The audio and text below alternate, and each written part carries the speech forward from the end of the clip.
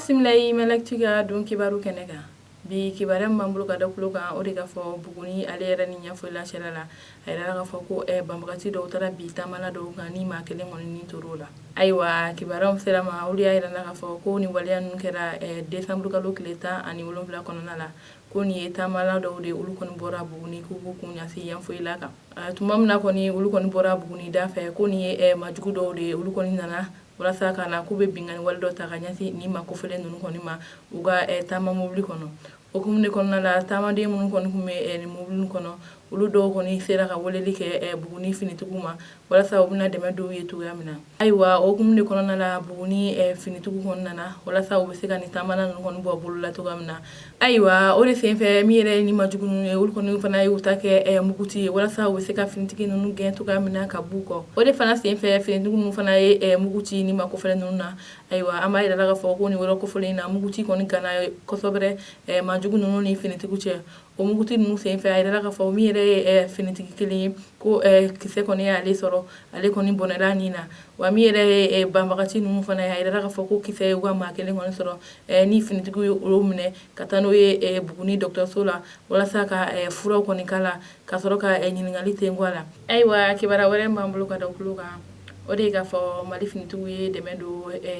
takuta maaw ye minnu bolila ka bɔ u sigiyɔrɔ la ka sababu kɛ kɛlɛ ye ayiwa kibaruya min sera ma olu y'a yirɛ ka fɔ ko finitigiw ka baara dɔ hukumu kɔnɔna la ni u b'a fɔ baara ma civilo militaire n'o ye baara ye baara min na n'o bɛ taa ka kumaɲɔgɔnya u ni duguladenw cɛ o baara ninnu hukumu kɔnɔna la an ka finitigiw kɔni bɔra ka dɛmɛ don maaw ye maa minnu bɔra takuta dugu la ka sababu kɛ bingani jugu ye ka taa dɛmɛ kɔni dɔw ye wa an b'a yirɛ ka fɔ o dɛmɛ ninnu tɛ dɔwɛrɛ ye a dɛmɛ bɛ taa baloko kɔni fanfɛla la i n'a fɔ malo ɲɔ a n'a ɲɔgɔnna caman ani tulu olu caman kɔni di o makofɔlen ninnu ma wa ka yira ka fɔ la ko olu kɔni bɛ nin makofɔlen ninnu dɛmɛ wa ko u kɔni nin makofɔlen ninnu don walasa bingani wale kana s'u ma tuguni takuta ni ale bɛ Inchawaji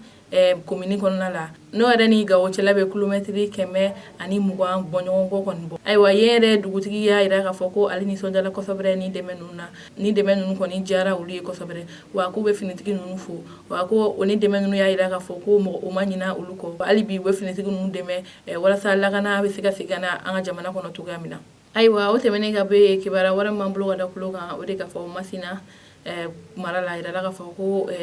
sɛnɛkɛla dɔ kɔni bɛ yen nɔ ale su de bɔra a ka foro la ayiwa kibaruya min sera ma olu y'a yira ka fɔ ko tɛnɛndon décembre kalo tile 16 kɔnɔna la ko nin ye sɛnɛkɛla dɔ de ye ale kɔni su de yera ayiwa tuma min na kɔni ale su kɔni yera a ka foro la ko a yirala ka fɔ ko a su la min yɛrɛ ye marifa ye ko a fagara marifa de la o hukumu kɔnɔna la min yɛrɛ ye finitigi ye olu kɔni nana walasa ka lakɔlɔsili ale yɛrɛ ni sɛgɛsɛgɛli caman kɔni kɛ wa hali bi an b'a yirala ka fɔ kɔni ni makofɔlen kɔni su taara ka bɔ a ka foro la ayiwa an b'a yirala ka fɔ hali bi sɛgɛsɛgɛliw kɔni bɛ sen na k'a yira ka dɔn maa min ye nin waleya cɛjugu ta ka ɲɛsin ni makofɔlen ma ayiwa kibaruya kuncɛla kibaruya wɛrɛ m'an bolo ka da kulo kan o de ka fɔ Tesali a yirala ka fɔ ko MINUSMA maaw ni fasolajɛkulu kɔni bɔra ka sigi ka fɔ dɔ kɛ ayiwa kibaruya min sera ma olu yɛrɛ yirala ka fɔ ko min yɛrɛ ye MINUSMA maaw ye olu kɔni taara Tesali ka taa kumaɲɔgɔnya kɔni dayɛlɛ fasolajɛkulu caman kɔni ye o hukumu kɔnɔna la min yɛrɛ ye fasolajɛkulu ye ani Tesali yɛrɛ